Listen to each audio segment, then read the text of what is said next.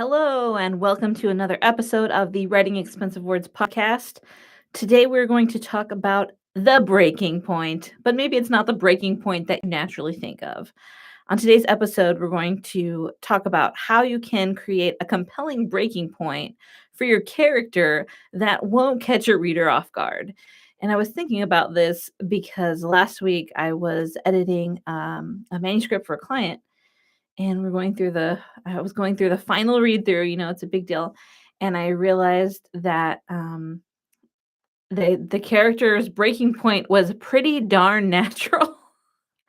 Which hopefully, right? Because I developmental edited this book as well. But I was thinking about how when I first started writing, I didn't really know how to do this, and I would get comments from readers. And I thought back to my very first fiction novel, Newfangled, which is not going to be for sale much longer because I need to get that off my Amazon page. I'm just waiting until I have the old school series ready so I can have proof of concept, if you will, that I actually know how to write fiction, and that I can write fiction, and that that's why you should trust me to listen to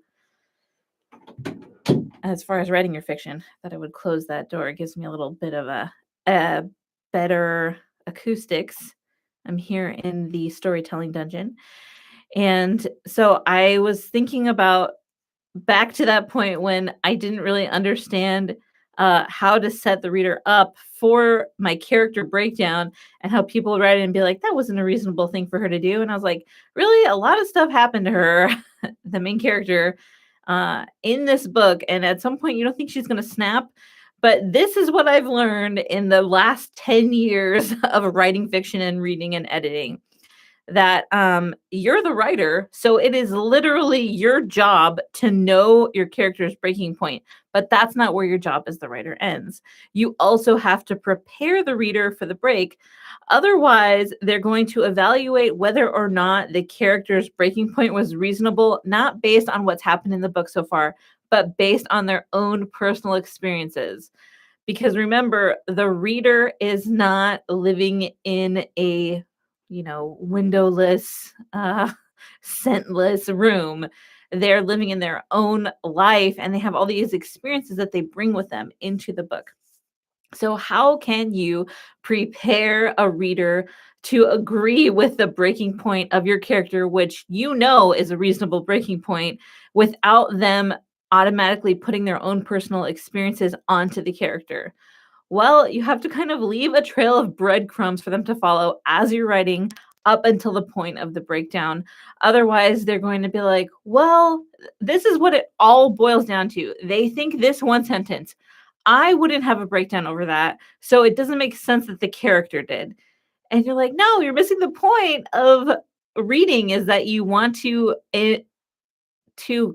create an empathy interface, right? Where they can read about someone who's different than they are, so that they can learn to be more empathetic to people who aren't exactly like they are. And so for me, that's one of my main goals in writing. And a lot of the clients that I work with, that is also their goal. But how can you do that in a successful way? How can you leave those breadcrumbs so that the character is read as authentic and the reader doesn't automatically insert their own personal experiences? Well, one of the ways is to gradually ramp up the anxiety that the character experiences, instead of assuming that the reader will know that. Because remember, your job is to prep the reader for the breakdown, for anything that's happening in your story. And if you don't prep them and you're like, well, a reasonable person would come to these conclusions, then you're really not doing your job, because you want to completely immerse the reader inside of your story. And if you aren't giving them little hints and nuggets and displays as to how your character is feeling, then they're not immersed in your story. So let's say, for example, that I want to write a character. Let's go back in time, travel back in time with me. Let's look at Newfangled. Okay. So I had someone write in to point out to me that at one point, Olive has just had it. She's really upset at her parents because they won't let her date. She really likes this guy, Dean, and she just leaves the house. Like, they've been yelling, they're arguing, and she just takes off and leaves the house, and she goes to her friend Adam's house. And I had people write in and they were like, that was such an unreasonable thing for Olive to do. Like, why would she do that? I know she's upset, but it doesn't make sense for her character to just leave her house and leave her parents. And Olive was kind of like a semi-autobiographical character for me. And so at one point, like I would never really have just left my house, but I just couldn't take it anymore. My parents were driving me insane. And I'm not going to say whether they were wrong or I was wrong because I was a teenager and I don't really remember the fight that well. I can't even remember specifically what the fight was about, but I just left the house and went for a walk around the neighborhood because I couldn't take it anymore. And so, like, I was like, actually, if you push anyone to a certain point, it makes sense that they'll do something that's outside of their normal behavior. But what I hadn't shown really in the book was how Olive's frustrations were increasing the more and more she was trying to understand things and then not being able to understand them. Like she really wanted to understand the reasons why her parents were telling her you shouldn't be dating in middle school, but she was having a hard time making that make sense in her head, and she wasn't really willing to talk to her parents about it to get that clarification, which she does after this event, right, happens. But what I could have done in order to help the reader, to prepare the reader for Olive's uncharacteristic behavior, which is what a breakdown is, right? Which is what a breaking point is. It's when someone has endured something so much that they can't endure it anymore and they break out of their normal pattern of behavior. So they're so upset that they don't follow the normal things that they would follow. And maybe the normal thing would be to communicate in a healthy way. But in this case, they're not able to do that anymore because they're so upset. So what I could have done with Olive is I could have showed her either thinking, right? Because it's from her perspective, or writing in her journal. That's another way that you can communicate what the character is feeling to the reader directly. So that's you'll see that a lot. It's a great way to help the reader understand where the character is mentally without just straight out telling them.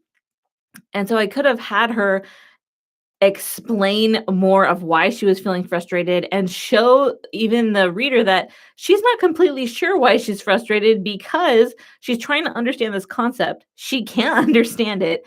And the more confused she feels, the more frustrated she gets.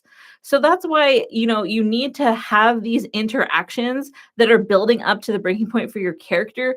Show the frustration, show the anger, even if it's like angry silence, because that happens sometimes, right? When you're so upset that you just don't know what to say. But the great thing about writing in an omniscient perspective, or even in a second person perspective, third person, okay, whatever POV you're writing in, whether it's limited, omniscient, second person, third person, even first person, you have those inner moments when the character's thinking, and you can show the reader what they're thinking, and you can also have them talk to another character, right? But not like in a way that seems unnatural, which I'm creating an entire course about dialogue, which is so hard but so fun. And I know it's going to help so many of you as you're writing. And that's only going to be available if you purchase the Write Fewer Words, Tell Better Stories, which is coming out hopefully in a month. That would be great if it can come out in a month. I'm working so hard on it.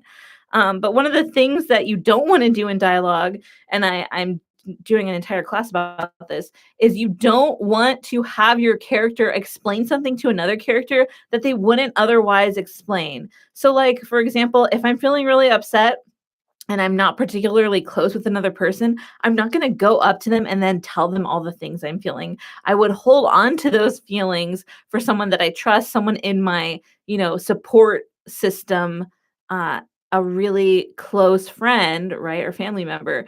I and so you want to make sure that the way that you're communicating to the reader how your character is feels authentic.